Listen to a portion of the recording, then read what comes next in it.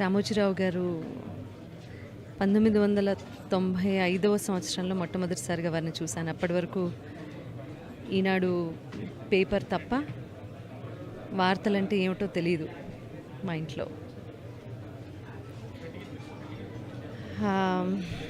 ఒక మహాప్రస్థానం. మనిషి అన్నవాడు ఎప్పుడో అప్పుడు, అంటే 100 ఏళ్ల ప్రాయంలో ఎప్పుడో అప్పుడు కన్ను మూయాల్సిందే. కానీ ఆ మనిషి తాలూకు విలువ ఎప్పుడు తెలుస్తుంది అంటే, ఎంతమంది వారి కోసం కన్నీరు కార్చారు, ఎంతమంది చూడటానికి వచ్చారు అనేది, వారి విలువ ఏంటనేది తెలుస్తుంది. ఇవాళ నాలాంటి ఎన్నో లక్షల మంది, వేల మంది అభిమానులు వారిని ఆఖరిసారిగా భౌతికంగా, అంటే వారు అక్కడ వారిని చూడడానికి రావడమే చెప్తోంది ఆయన విలువేంటో. ఒక ఎంపైర్ స్థాపించారు, ఎంతోమందికి అన్నం పెట్టారు, ఎంతోమందికి స్ఫూర్తిదాయకంగా నిలిచారు రామోజీరావు గారు. భవిష్యత్ తరాలకు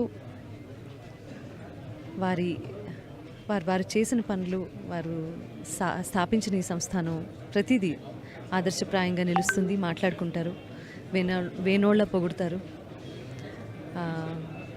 ఇలా ఎప్పుడు ఆర్ఎఫ్సికి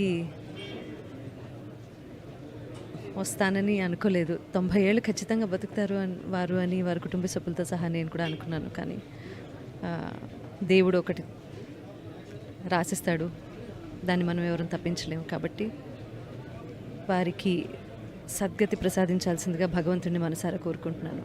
రామోజీరావు గారు లివ్స్ ఫర్ ఎవర్. రామోజీరావు గారు 1995వ సంవత్సరంలో మొట్టమొదటిసారిగా వారిని చూశాను. అప్పటి వరకు ఈనాడు పేపర్ తప్ప వార్తలంటే ఏమిటో తెలియదు మా ఇంట్లో. ఒక మహాప్రస్థానం. మనిషి అన్నవాడు ఎప్పుడో అప్పుడు, అంటే 100 ఏళ్ల ప్రాయంలో ఎప్పుడో అప్పుడు కన్ను మూయాల్సిందే. కానీ ఆ మనిషి తాలూకు విలువ ఎప్పుడు తెలుస్తుంది అంటే, ఎంతమంది వారి కోసం కన్నీరు కార్చారు, ఎంతమంది చూడటానికి వచ్చారు అనేది, వారి విలువ ఏంటనేది తెలుస్తుంది. ఇవాళ నాలాంటి ఎన్నో లక్షల మంది, వేల మంది అభిమానులు వారిని ఆఖరిసారిగా భౌతికంగా, అంటే వారు అక్కడ వారిని చూడడానికి రావడమే చెప్తోంది ఆయన విలువేంటో. ఒక ఎంపైర్ స్థాపించారు, ఎంతోమందికి అన్నం పెట్టారు, ఎంతోమందికి స్ఫూర్తిదాయకంగా నిలిచారు రామోజీరావు గారు. భవిష్యత్ తరాలకు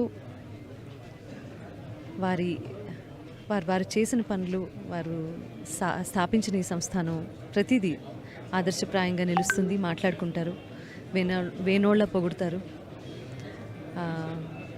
ఇలా ఎప్పుడు ఆర్ఎఫ్సికి